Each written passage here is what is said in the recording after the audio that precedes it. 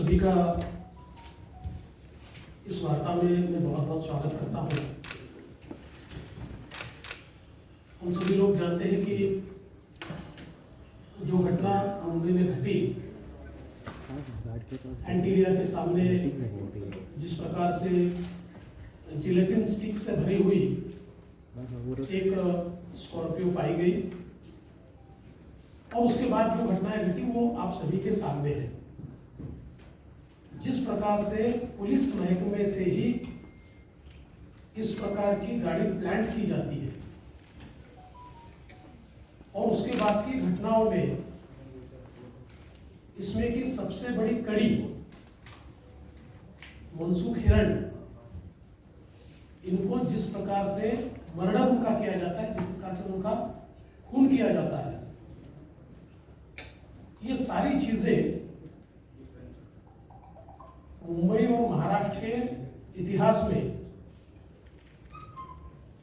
इससे पहले कभी नहीं हुई।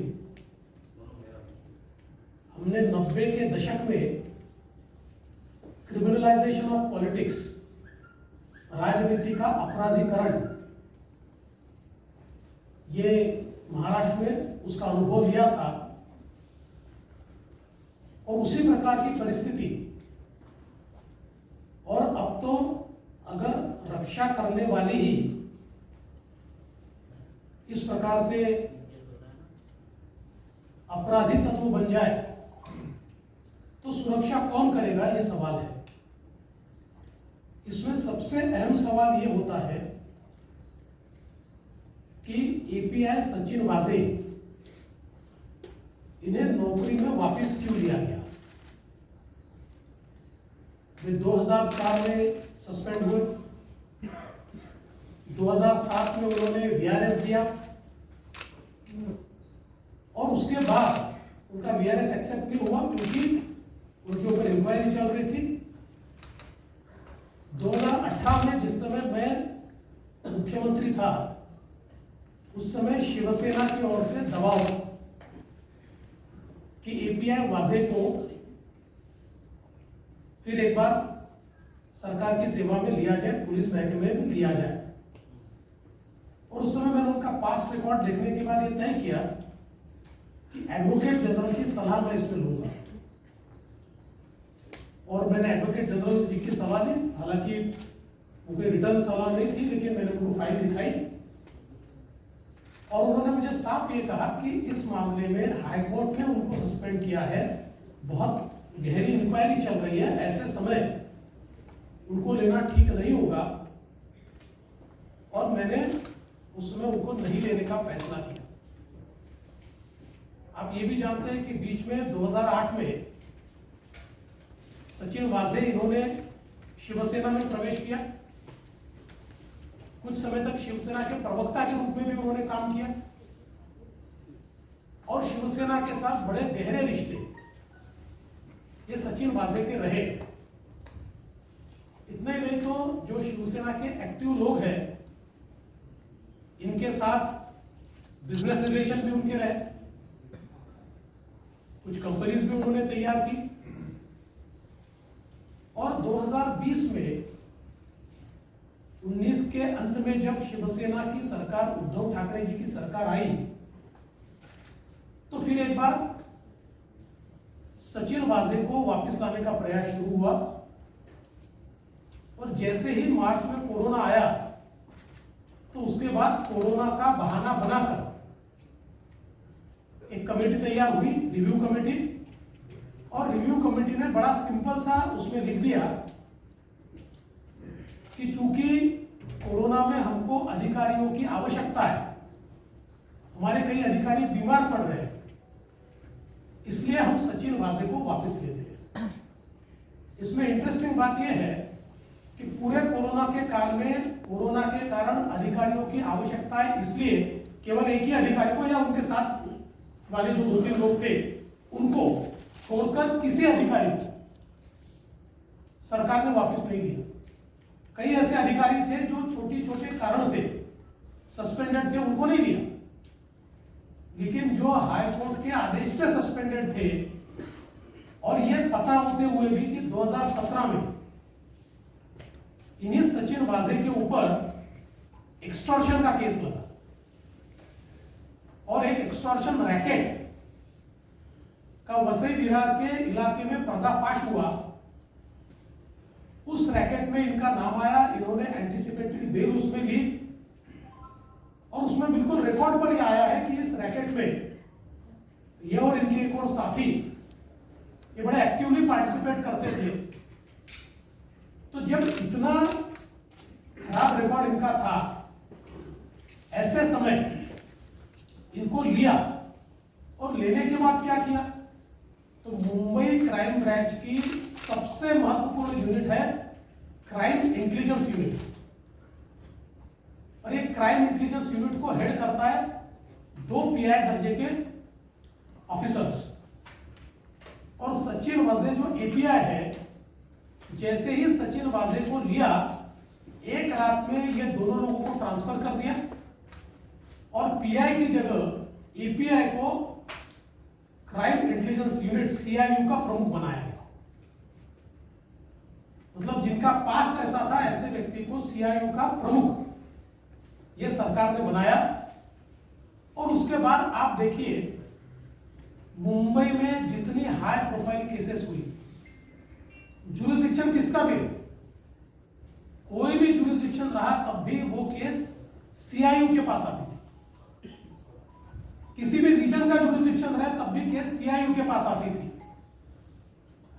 अभी ये भी केस ये सीआईयू के पास आने का कोई कारण नहीं थी, वो रीजन के पास जानी चाहिए थी।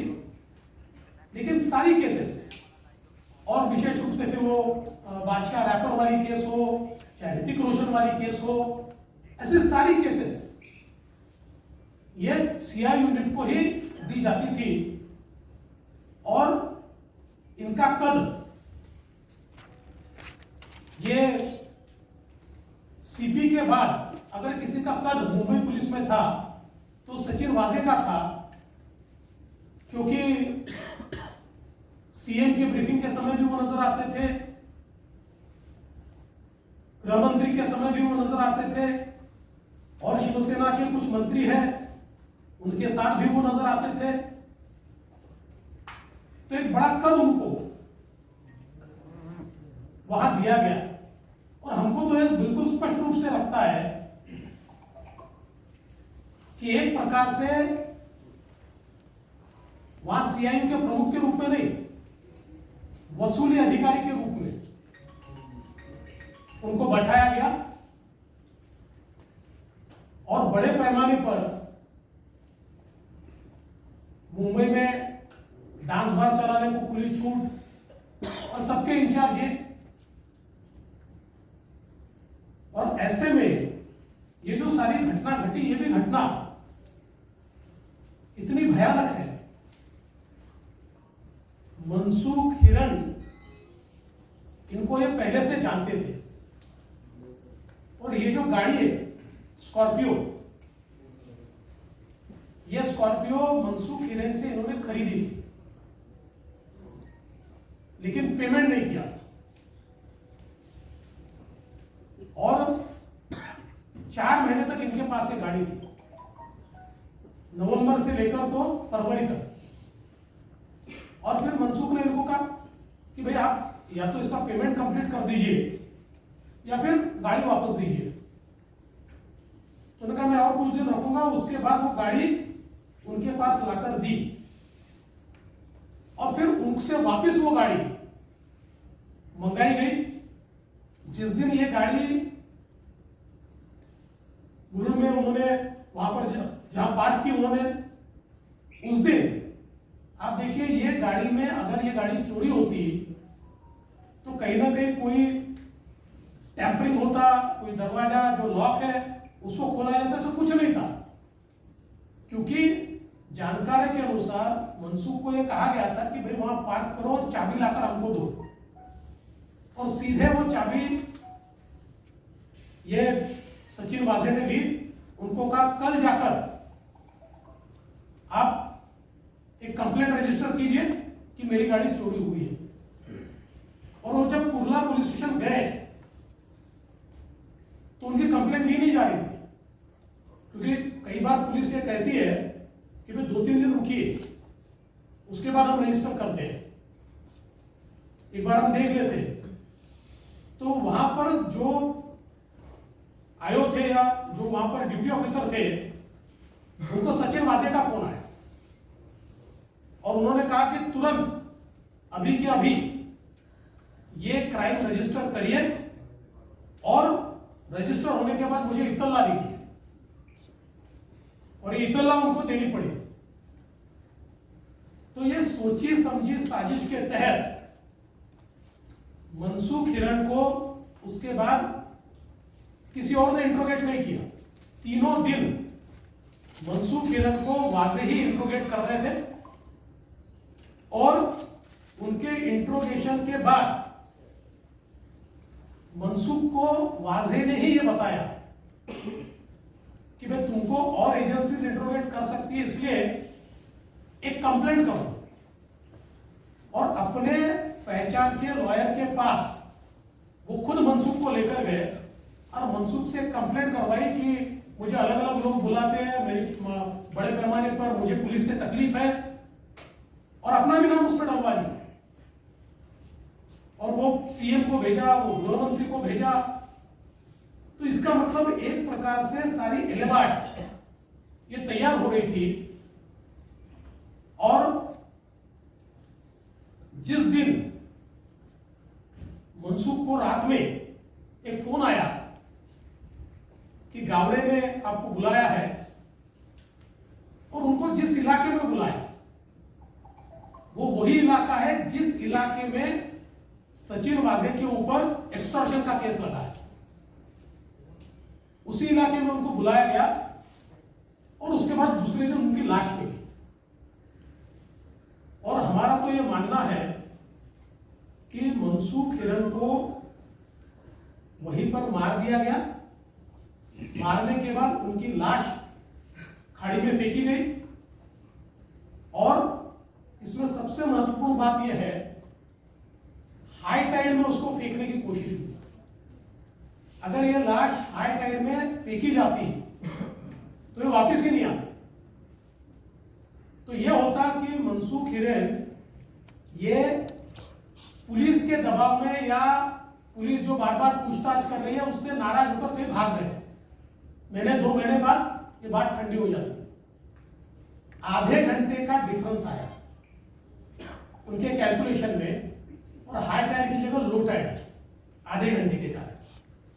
और मनसुख हिरण इनकी जो लाश है वो वहीं पर नहीं, वो बहकर नहीं हुई। अभी कुछ थियरीज लाने की कोशिश की जा रही है,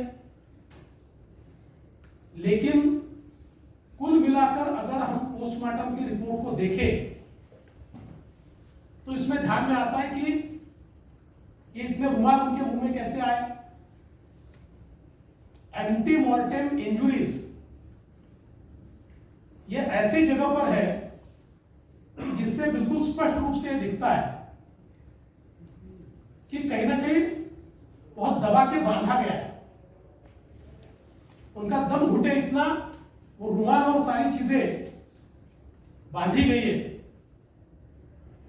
और जो पोस्टमार्टम रिपोर्ट मैंने देखा उसमें उनके लंग्स में पानी नहीं। आज मीडिया में मैं कोई रिपोर्ट देख रहा था कि कोई और टेस्ट है और लंग्स में पानी, पर पोस्टमार्टम रिपोर्ट में उनके लंग्स में पानी नहीं है। ऐसा हो ही नहीं सकता। अगर पानी में गिरकर वो मरे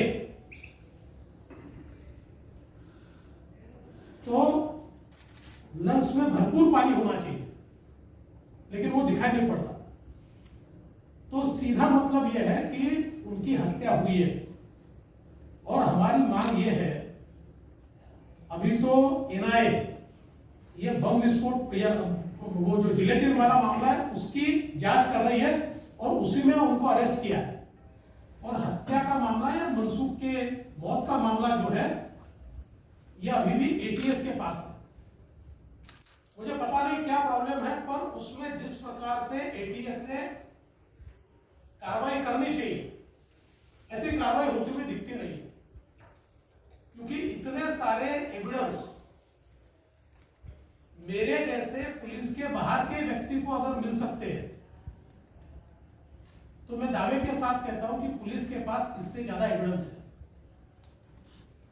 और इतना ही नहीं, तो एटीएस और एनआईए ये दोनों के पास कुछ ऐसे टेप्स हैं जिसमें मनसूख की आवाज है और जिसमें वाजा ने उनको क्या क्या कहा है इसकी पुष्टि भी होगी। तो इतने सारे एविडेंस होने के बावजूद अभी भी जो उनके मौत की केस है उसमें एटीएस की ओर से शुरुआत में कुछ एक्शन दिखा, उसके बाद एक्शन दिखाई नहीं पड़ता। तो हमारी मांग तो यह है कि चूंकि ये कनेक्टेड मामला है, वैसे तो पहली कार्रवाई एटीएस ने करनी चाहिए थी और उनको ये हत्या के मामले में अरेस्ट करना चाहिए था और उसके बाद उनकी कस्टडी एनआईए को जानी चाहिए थी, लेकिन एटीएस ने उसमें देरी की। और अब कनेक्टेड मामले में हम तो ये मानते हैं कि अब हत्या का मामला भी, चूंकि ये कनेक्टेड मामला है, वो सबसे बड़े इसकी कड़ी है मनसूख हिरन जो है, इसलिए वो मामला भी अब एनआईए को टेक ओवर कर लेना चाहिए और उसमें भी जो सबूत आज एनआईए के पास है या एटीएस के भी पास है, मैं तो एटीएस पर अविश्वास नहीं दिखा और कहीं ना कहीं मैं समझ नहीं पा रहा हूं कि क्या एटीएस पर कोई दबाव है। दबाव है ऐसा मेरा कहना भी नहीं है, पर जिस प्रकार के एक्शंस होनी चाहिए वो होती हुई मुझे दिखाई नहीं पड़ती। और इसलिए अगर ऐसी बात है तो कनेक्टेड मामला एनआईए को जाना चाहिए और तुरंत इस मामले में भी। और मेरा मानना ऐसा है कि इस मामले में ये जो सारा घटनाक्रम है ये अकेले सचिन वाजे नहीं कर सकते और इसमें इसमें कौन कौन है इसका भी विचार कि निश्चित रूप से किया जाना चाहिए। कुल मिलाकर मुझे यह दिखाई पड़ता है कि फेलियर ऑफ पुलिस नहीं है, ये फेलियर ऑफ गवर्नमेंट है, क्योंकि सरकार ने ऐसे व्यक्ति को जिनका पास्ट पता है क्या है उसके बावजूद इतनी इंपॉर्टेंट जगह पर बैठाया। इसका मतलब कोई ना कोई ऐसी चीज सरकार की है कि जिस चीज के कारण उनकी मजबूरी है कि उनको बैठाना है। और जिस प्रकार से हमारे मुख्यमंत्री जी प्रेस कॉन्फ्रेंस में उनको डिफेंड कर रहे थे, सरकार जिस प्रकार से हाउस में उनको डिफेंड कर रही थी, अगर इतने सबूत मेरे पास नहीं आते तो शायद उसको तो महात्मा ही ठहराया जाता, क्योंकि सवाल पूछा जा रहा था कि ये क्या ओसामा बिन लादेन है, इस प्रकार के सवाल पूछे जा रहे थे। तो इसलिए मुझे लगता है कि कुल मिलाकर इस मामले के तह तक जाना होगा और जिन इंटरेस्ट के साथ, जिन इंटरेस्ट को प्रोटेक्ट करने के लिए उनको वहां लाकर बैठाया सरकार की ओर से, उससे इसका क्या ताल्लुकात है, उससे इसका क्या संबंध है, ये भी हमारी जांच एजेंसीज को ढूंढना पड़ेगा, ऐसा मेरा मानना है।